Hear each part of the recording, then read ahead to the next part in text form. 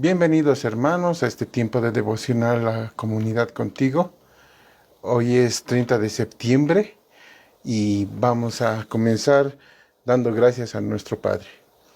Señor amado, Dios bendito, en el nombre de tu Hijo, el Señor Jesús, queremos, Señor, acercarnos a tu presencia para agradecerte, Señor, para alabar tu nombre y, Señor, pedirte, rogarte esta mañana que nos guíes, Señor, que nos des dirección. Queremos aprender más de ti, queremos saber muchas otras cosas más, Señor. Queremos agradarte con nuestras vidas, queremos honrarte, Señor. Y la única manera que podemos hacer es conociéndote día a día más y más, Señor. Ayúdanos, Señor, a servirte como tú te mereces, Señor. Gracias, Padre. Dejamos este tiempo en tus manos, en el nombre del Señor Jesús. Amén. Hermanos, la carta de Pablo a los Efesios está dividida en dos secciones. Claramente, los primeros 3 capítulos son la primera sección, en la que el apóstol está hablando de las bendiciones que hemos recibido y la obra de Dios a favor nuestro. La segunda parte viene desde el capítulo 4, 5 y 6 y habla de cómo nosotros, los hijos de Dios, podemos responder a esas bendiciones y a la obra del Señor Jesucristo. Entonces, como sabemos, estamos en la primera sección de la carta, estamos revisando y meditando en las bendiciones que hemos recibido. Hasta ahora hemos visto que Dios Padre planeó la salvación del hombre en la eternidad, es decir, antes del tiempo. Nos escogió, nos eligió, y todo esto fue de acuerdo a su sabiduría, porque Dios lo sabe todo. Además, Dios nos predestinó, es decir, nos ha designado, nos ha señalado de antemano, con un propósito.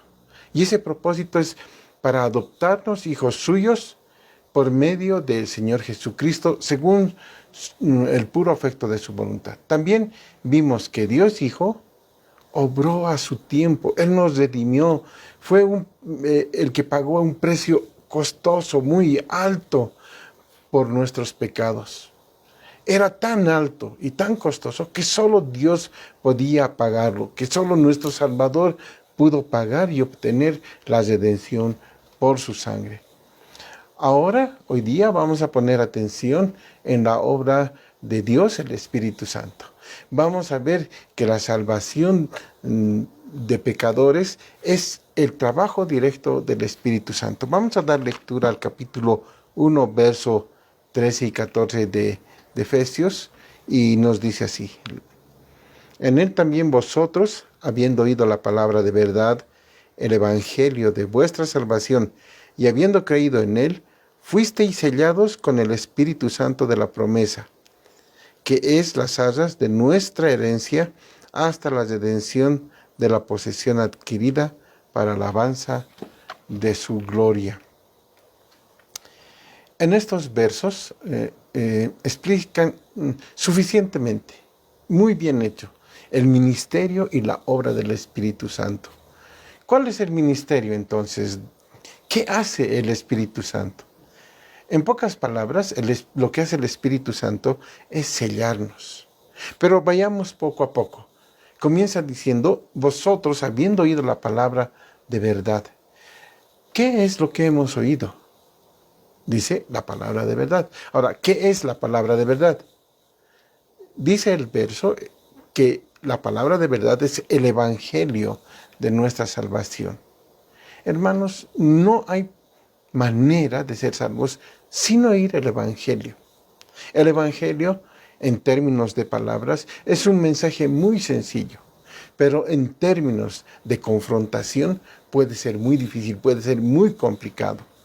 En la primera carta a los Corintios, en el capítulo 1, versos 17, Pablo explica, y él dice, no me ha enviado Cristo a bautizar, sino a predicar el evangelio, no con sabiduría de palabras, para que no se haga vana la cruz de Cristo. O sea, el evangelio no se trata de tener buenos argumentos, porque con elegantes argumentos, con buenos argumentos, ningún ser humano va a llegar a ser conocido por el Señor Jesús. No es con la sabiduría de palabras, sino es con la cruz de Cristo. Hermano, hermana, la palabra de la cruz es locura a los que se pierden, pero a todos los que Dios nos salva, a todos los que Dios nos ha escogido, nos ha elegido, es poder. Estoy seguro que varios de nosotros, antes de conocer al Señor, antes de que el Señor toque nuestras vidas, nos burlábamos de los creyentes, de los cristianos, ¿no? Y cuando ellos nos predicaban y hablábamos con ellos, decíamos, qué locos. Son tan locos que en vez de salir de paseo, disfrutar de la naturaleza, un domingo, prefieren ir a la iglesia. Y en ese tiempo nosotros pensábamos que estaban perdiendo el tiempo. No podían salir a hacer varias cosas ese día domingo. Podían distraerse en familia. Pero agradó a Dios salvar a los creyentes, hermanos, por la locura de la predicación. Y entonces nuestra mente, entonces nuestra vida cambia. Y ahora estamos como cuando les decíamos locos. Nosotros estamos asistiendo los domingos, porque hemos entendido que Dios nos ama. Hemos entendido que Él ha dado su vida por nosotros. Ha sido un cambio total, ha sido un cambio verdadero. Hermanos, en Romanos 10:4 encontramos varias preguntas. Algunas de las preguntas dicen, ¿cómo pues va a invocar a aquel en el cual no han creído? ¿Y cómo van a creer en aquel de quien no han oído? ¿Y cómo van a oír sin que haya alguien que les predique? El verso 17 responde a estas preguntas y dice, así que la fe es por el oír, y el oír por la palabra de Dios. La predicación del Evangelio es locura, pero es la única forma en la que alguien va a oír. Es por la predicación. ¿Alguna vez has oído esta idea, hermano? Yo predico el Evangelio con mi vida, dicen algunos. Con lo que yo haga en mi vida es suficiente para que la gente que está alrededor mío entienda que soy cristiano. Bueno, creo que por una parte es indispensable que esa vida, que ese cristiano, refleje el Evangelio cada día. Pero nada, hermanos, nada sustituye la predicación del Evangelio. Por ejemplo, si tienes un familiar, si tienes un amigo enfermo y no sabe qué va a pasar con su destino eterno, ¿cómo va a creer? ¿Cómo puede invocar a Dios si él no ha creído? ¿Y cómo va a creer en aquel de quien no ha oído hablar? ¿Y cómo van a oír sin que haya alguien que les predique? Para que crean que tienen vida, para que ellos entiendan lo que el Señor Jesús ha hecho, deben oír el Evangelio. Y sabes, hermano, esto nos pasó a cada uno de nosotros. ¿Alguien te predicó? ¿Alguien me predicó? Y a mí me predicaron varias veces. Y a medida que iba escuchando, a medida que cada vez estaba expuesto al Evangelio, las palabras del Señor traspasaron mi vida, traspasaron mi corazón, me dio vida, me renovó y entonces creí. Ahora la pregunta es, ¿qué viene antes de la fe? Antes de la fe, la persona tiene que haber oído el mensaje del Evangelio. Nuestro texto es claro. Nuestro texto explica esta verdad. Dice, en él también vosotros, habiendo oído la palabra de verdad, el Evangelio de vuestra salvación, y habiendo creído en él, fuisteis sellados con el Espíritu Santo de la promesa. En este verso tenemos un orden de eventos, un orden de sucesos. Primero, el anuncio del Evangelio. En segundo, es creer. Y el tercero, es ser sellado con el Espíritu Santo. Nadie puede ser salvo sin haber oído el mensaje del Evangelio del Señor Jesús. Es por esa razón que el Señor nos envía a predicar el Evangelio a todas las naciones. Los hijos de Dios debemos obedecer, es decir, debemos agradarle a Él, debemos salir a predicar con el fin de que el mundo pueda oír y pueda creer. Hermanos, yo pude ver a muchas personas que fueron a la iglesia. Han escuchado el Evangelio y no han creído. Y siempre me pregunto, ¿por qué Dios me dio a mí fe para creer? Esa es mi pregunta. Y la conclusión es que Él ha sido misericordioso conmigo. Fue pura misericordia. Yo no soy el más inteligente en mi familia. Yo no soy más inteligente que mis hermanos porque ellos no han creído. Es porque Dios tuvo misericordia de mí. Él me amó, me dio gracia y me salvó. Y entender esto es una bendición. Y yo sé que te ha pasado a ti lo mismo, hermano. El Señor ha tocado tu vida, te ha dado vida nueva. Y tú has creído y ahora estamos sirviéndole a Él. El verso 13 continúa diciendo, el verso 13, en Él también vosotros, habiendo oído la palabra de verdad, el evangelio de vuestra salvación, y habiendo creído en Él, fuisteis sellados con el Espíritu Santo de la promesa. Ahora vamos a poner atención, porque no quiero que se malinterprete, pensando que uno cree en un tiempo y que ha sido sellado con el Espíritu Santo en otro tiempo. De ninguna manera, hermanos, no es así. El sello del Espíritu Santo viene el mismo momento en que uno cree. El ser salvo, el ser sellado con el Espíritu Santo es un mismo evento. ¿Sabes, hermano? Vas a ser grandemente decepcionado si piensas ser salvo en un tiempo y piensas que has sido sellado con el Espíritu Santo en otra ocasión. Vas a estar perdiendo el tiempo.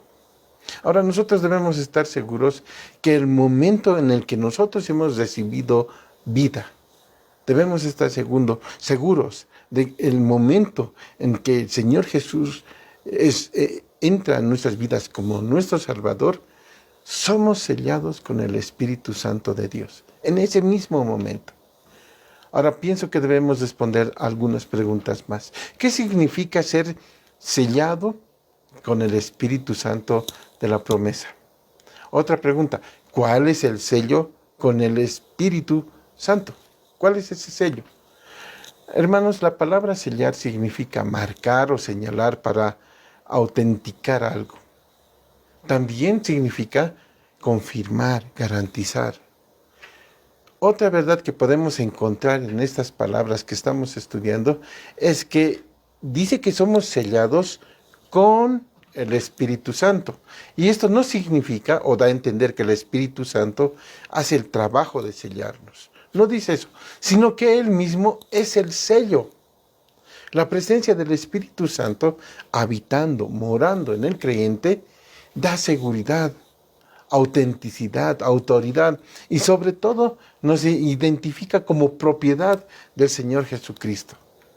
La presencia del sello en nuestras vidas, es decir, la presencia del Espíritu Santo en nuestras vidas, nos indica que la transacción ha sido terminada.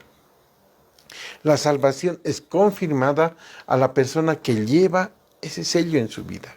El sello indica que la persona es propiedad de Dios, que Dios es su Padre. El sello también indica seguridad, porque nadie puede romper, nadie puede borrar ese sello. Únicamente lo puede quitar la persona quien la puso. Y Dios, hermanos, ha prometido que este sello es eterno. Dios ha prometido que nunca nos va a quitar su Espíritu Santo. El sello del Espíritu significa que hay más que solamente perdón de pecados. Este sello representa nuestra esperanza para el futuro. Es las asas de nuestra herencia hasta la redención de la posesión adquirida para alabanza de su gloria. O sea, que el creyente está sellado con el Espíritu Santo Nos asegura que estaremos con Dios en el cielo. Esa es nuestra seguridad. La palabra azar significa un enganche, prenda en dinero depositado por el comprador y se podía perder la compra cuando no se efectuaba el pago completo. El Espíritu Santo es como esa prenda divina depositada por Dios en nuestras vidas. Y ese sello es la garantía de nuestra futura bendición. Es la garantía de que si vamos a heredar. Esa es la garantía de que hemos sido comprados por Dios. Esa es otra garantía, que tenemos una vida nueva con el Señor Jesucristo. Hay muchas bendiciones y ya las hemos estado estudiando, meditando en las anteriores devocionales. Sí, hermanos, el Espíritu Santo es la garantía que nos presentaremos como hijos de Dios cuando Él regrese por nosotros. Nos vamos a poder presentar delante de Él. Vamos a estar delante de Él porque tenemos al Espíritu Santo morando en nuestras vidas. Son las asas, es una realidad. Él vive, mora en cada cristiano que ha sido salvado. Hermanos, debemos dar gracias a nuestro Padre por la presencia del Espíritu Santo en nuestras vidas. Debemos acordarnos que ese Espíritu Santo es el sello que ha puesto Dios para identificarte, para darte esa seguridad de que sí eres su hijo. Y nuevamente, la meta de todas estas bendiciones es para la alabanza de su gloria, de todo lo que Él ha hecho. Es para la alabanza del amor de Dios en nuestras vidas. Vamos a orar. Padre, te damos gracias por tu enseñanza. Señor, al ver tu texto, al ver tus palabras, Señor, nos emocionamos porque has hecho una obra impresionante desde antes de la fundación del mundo. Señor, tú tenías todo en mente. Has enviado a tu Hijo, el Señor Jesús, a morir por nosotros, a pagar, a redimirnos. Y además de esto, Señor, tú nos has dado al Espíritu Santo como la garantía, como las arras, como un sello de tu pertenencia. Padre, te estamos esperando. Estamos esperando tu regreso. Ven, Señor Jesús. En Cristo Jesús oramos. Amén. Buenos días, hermanos.